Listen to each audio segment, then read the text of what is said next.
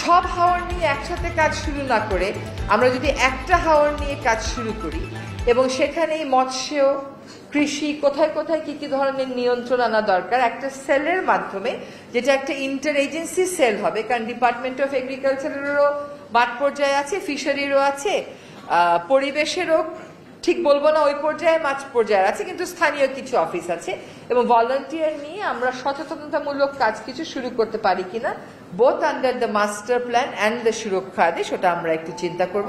সুরক্ষা আদেশটাও দেখেন সব হাওরের জন্য আমরা করতে পারছি না, তার কারণ হচ্ছে সুরক্ষা হাওর আদেশটা করতে গেলে আপনার ল্যান্ড স্পেসিফিকেশন লাগে, দাগ মৌজা খতিয়ান ধরে ধরে আপনাকে করতে হবে। ফলে আমরা হয়তো শুধুমাত্র টাঙ্গুয়ার হাওরটাই নিয়ে করতে পারবো, তার কারণ হচ্ছে ওটা যেহেতু ইকোলজিক্যালি ক্রিটিক্যাল এরিয়া ডিক্লেয়ার, ওটা ল্যান্ড স্পেসিফিকেশনটা আমাদের হাতে আছে। তো সংক্ষেপে বলতে হলে যে হাওর এমন একটা ইকোসিস্টেম যেটা বাংলাদেশে ছাড়া তার কোথাও নেই, এটা তো বিরল, কাজে এটাকে আমাদের অবশ্যই সুরক্ষিত করতে হবে। এটা সুরক্ষিত করতে আমাদের আন্তঃসংস্থার সমন্বয় বাড়াতে হবে, এটা সুরক্ষিত করতে আমাদেরকে সুরক্ষা আদেশের মতন কিছু কর্মকাণ্ডে যেতে হবে। হাওরের কৃষি ব্যবস্থাটাকে প্রোটেক্টেড রাখতে আমাদের বাঁধ নির্মাণ কাজগুলোতে প্রকৃত অর্থে যাদের প্রয়োজন এরকম কর্মসংস্থানে সংযুক্ত হওয়া তাদেরকে সংযুক্ত করতে হবে। 4টা পলিসি আমরা কাজে হাত দিয়েছি, একটা হচ্ছে হাওর মাস্টার প্ল্যান, একটা হচ্ছে হাওর গাইডলাইন অন এমব্যাঙ্কমেন্ট, একটা হচ্ছে হাওরের প্ল্যান্টেশন, আরেকটা হচ্ছে হাওরের ট্যুরিজম। এই প্ল্যান্টেশন খালি করলে হবে না, সুরক্ষার জন্য আমাকে একটা মেকানিজম খুঁজে বের করতে হবে।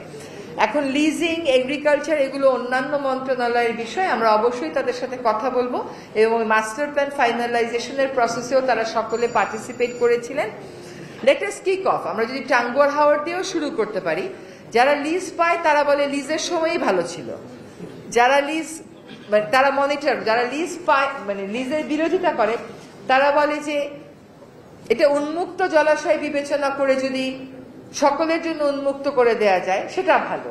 তখন আবার বলে যে সকলের জন্য উন্মুক্ত করে দিলেও আসলে যাদের এখানে ফিশিং রাইট এস্টাবলিশ করা হলো তারা ফিশিং রাইট এস্টাবলিশ করতে পারে না, কারণ প্রিভিয়াস লিজ হোল্ডাররাই নানানভাবে ওইটাকে কন্ট্রোলে রাখে।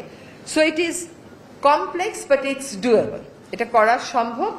আপনাদের এই আয়োজনটা, এই যে একজন বললেন না যে সেমিনারের পর সেমিনার হবে, সেমিনারের পর সেমিনার যদি না হয় তাহলে প্রায়োরিটি হারিয়ে যাবে, কাজে কথাগুলো বলতে থাকতে হবে। আমরা